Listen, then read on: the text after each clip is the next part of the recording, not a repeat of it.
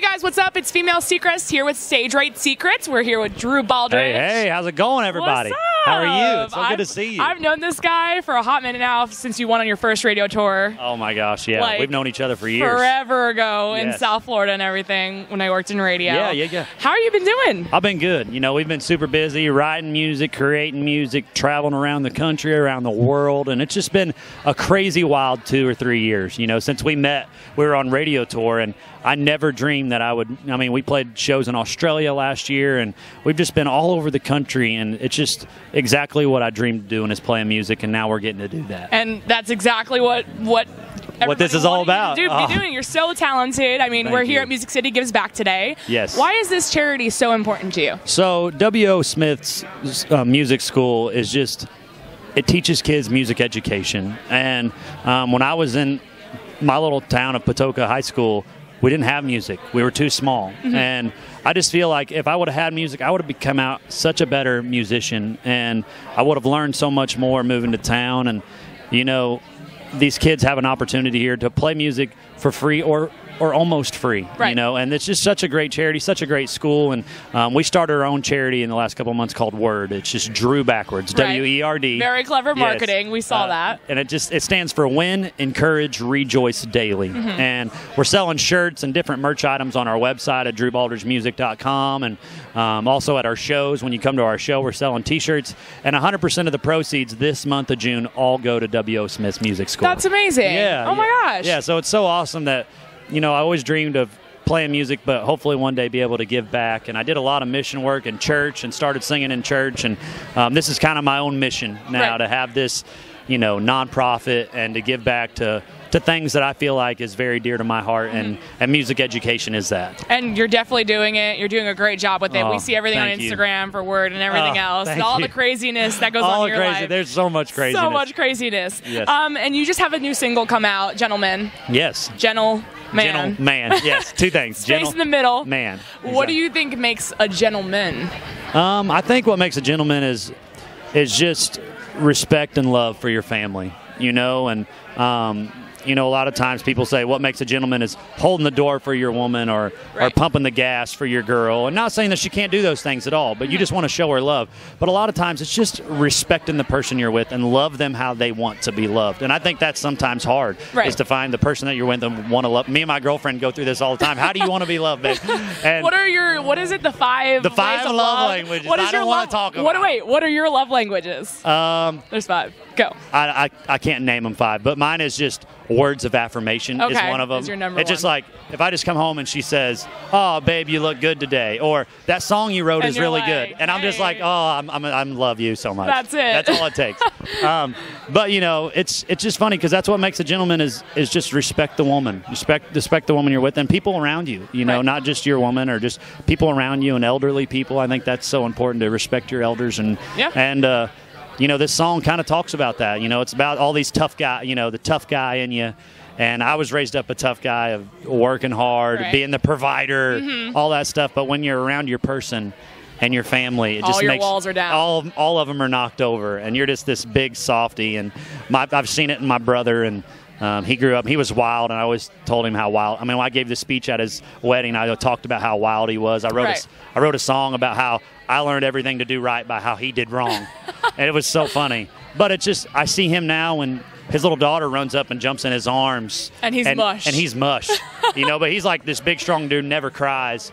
But, you know, when Chloe was born and he came out holding her, he was bawling his eyes out. Oh. And we all just sat there and cried together. And I just think that's what makes that's what the song's about. Yeah. That's what makes a softy, a gentle man. I know I'm kind of tearing up like a big, this is a sissy. It's okay. Yeah. That's amazing. Yeah. The fact that you were so comfortable in your own emotions, though, that you're so passionate I think about that's it. what the songwriter is. It's and just, we saw you're the video emotional all of the you time. guys talking to your mom and dad and like on Instagram and stuff. And just, yeah, we went home and interviewed my family about what it takes to be a gentleman, and I didn't realize that was going to be so emotional. I just thought I'd sit down with mom and dad and we'd talk about it. And I sat down and started talking. It was like the Niagara Falls. Everybody's freaking crying everywhere, and but it's really cool. I always have that footage to look back on my grandpa talking about my grandma, and just about how much it started with him and his legacy and how they passed it down, being a gentleman.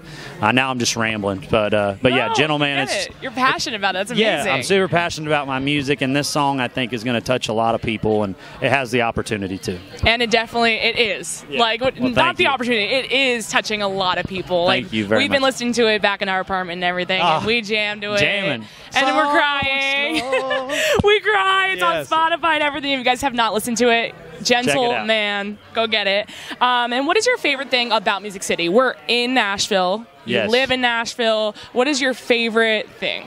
I think my favorite thing is being surrounded by so many creative people. Okay. You know, when I grew up, like I said, I grew up in the middle of nowhere where we didn't have music. I had one best friend, and we played music together. Right. And he was super talented, way better than I ever was. And I thought, man, everybody is – like, if everybody's this good, I'm just terrible, you know? And when I came here, there's just so many people that are hardworking in music and so many people that just have the same dream that you do and the same drive to want to get there, and you collaborate and you write together, and it's just this high energy here in Nashville. And I didn't have that growing up. I didn't have that community of music like Nashville is, and everybody supports everybody. I have friends that, you know, when I put something out, they text me or they say, "Wow, Drew, great job. This song is awesome." And that's, of course, back to the love language, words of affirmation. Yes, there it is. But it's just, you know, tell Drew he's pretty if you ever meet him. I don't need that. I don't need that.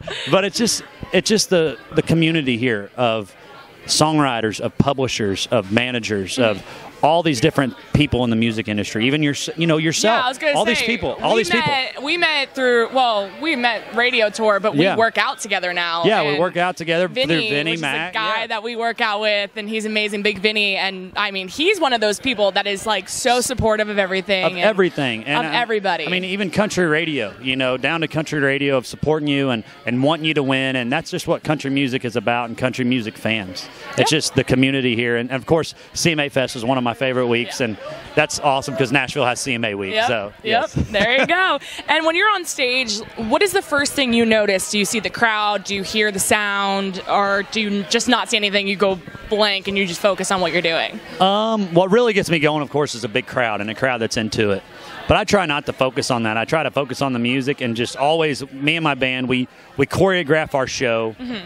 Like, I know pretty much throughout the whole song, I know where everybody is on stage. Oh, yeah. I mean, we're dancing. Yeah, we're doing a lot of stupid stuff. Yeah. But it's like, we try to put on the best show we always can. So we try not to pay attention to the crowd if it's a small crowd or whatever, if they're not into it.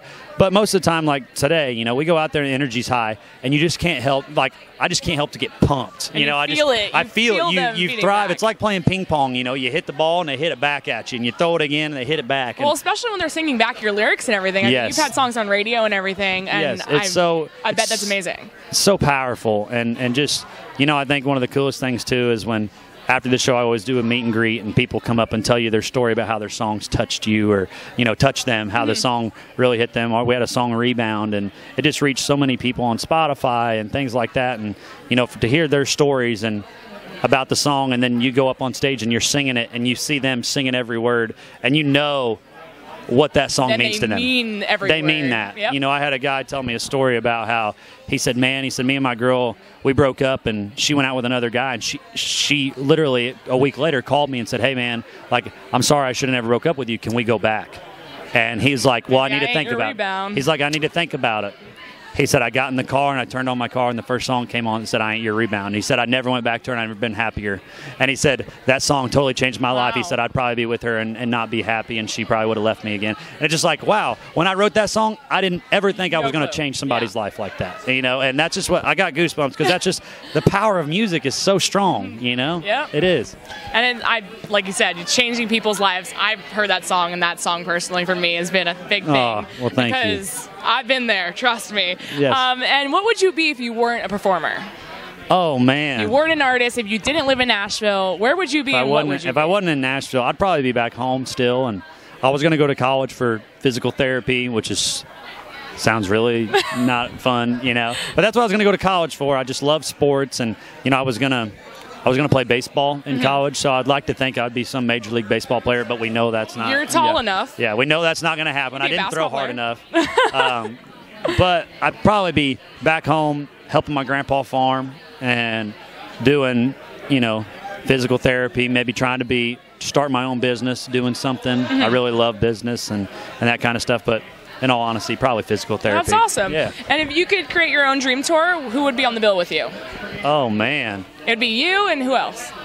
On my dream tour, I would be playing with Bruno Mars and Thomas Rhett. Okay. And Drew Baldridge. That would be... I don't think I would have the energy to watch that show after the first set because all of you guys are so energetic. Yeah. I think I would be like, okay... that would be pretty sick, though, right? It'd be pretty fun. That would be amazing, but I would be definitely like... I'd probably lose 100 calories or something like that. I just pulled that out, but that would be a fun show. That would be fun. Okay, so that has to happen. Thomas, if you're watching this, Bruno, if you're ever watching this, hey, hit him up. Yeah. You guys can choreograph call together. Me anytime. Let them know your social media handles where they can follow you. So all my tour dates are on drewbaldridgemusic.com. All my music, of course, you can purchase your word shirt on there too to support W.O. Smith's music school. But also on Instagram and Facebook, it's Drew Baldridge Music, and Twitter, it's Drew R. Baldridge. Throw the R in there, throwing you off a little bit. But yeah, hit me up. I respond to everything myself. I do it all. I would love to meet you on social media. Yeah.